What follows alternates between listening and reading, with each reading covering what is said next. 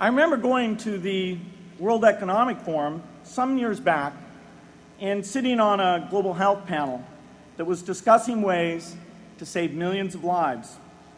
Millions.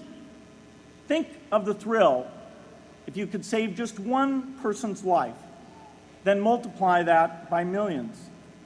Yet, this was the most boring panel I've ever been on. Ever.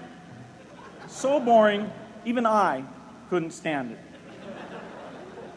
What made that experience especially striking was that I had just come from an event where we were introducing version 13 of some piece of software, and we had people jumping and shouting with excitement. I love getting people excited about software, but why can't we generate even more excitement for saving lives? You can't get people excited unless you can help them see and feel the impact.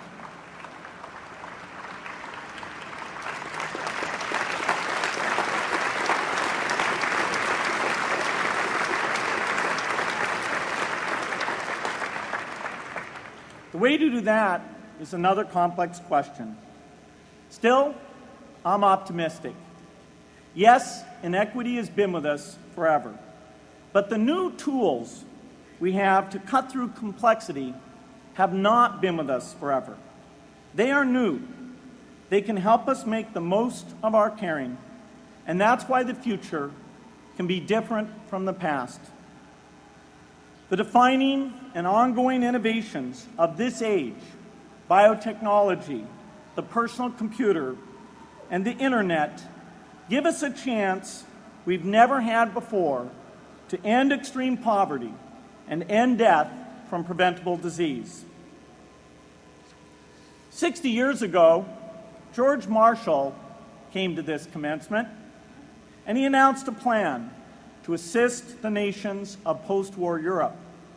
He said, I quote, "I think one difficulty is that the problem is one of such enormous complexity that the very mass of facts presented to the public by press and radio make it exceedingly difficult for the man in the street to reach a clear appraisement of the situation.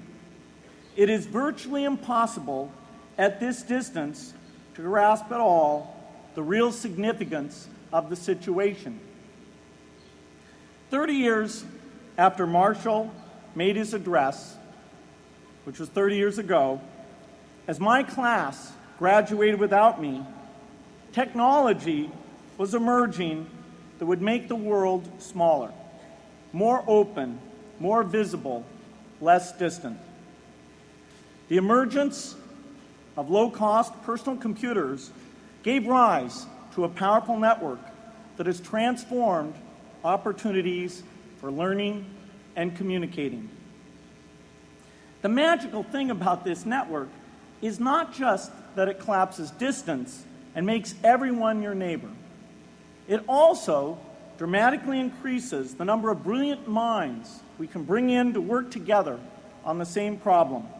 And it scales up the rate of potential innovation to a staggering degree. At the same time, for every person who has access to this technology, 5 people don't. That means many creative minds are left out of this discussion. Smart people with practical intelligence and relevant experience who don't have the technology to hone their talents or contribute their ideas to the world.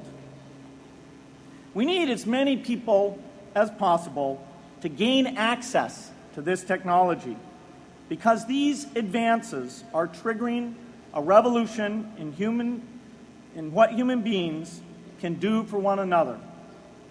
They are making it possible, not just for national governments, but for universities, corporations, small organizations, and even individuals to see problems, see approaches, and measure the impact of their efforts to address the hunger, poverty, and desperation George Marshall spoke of 60 years ago.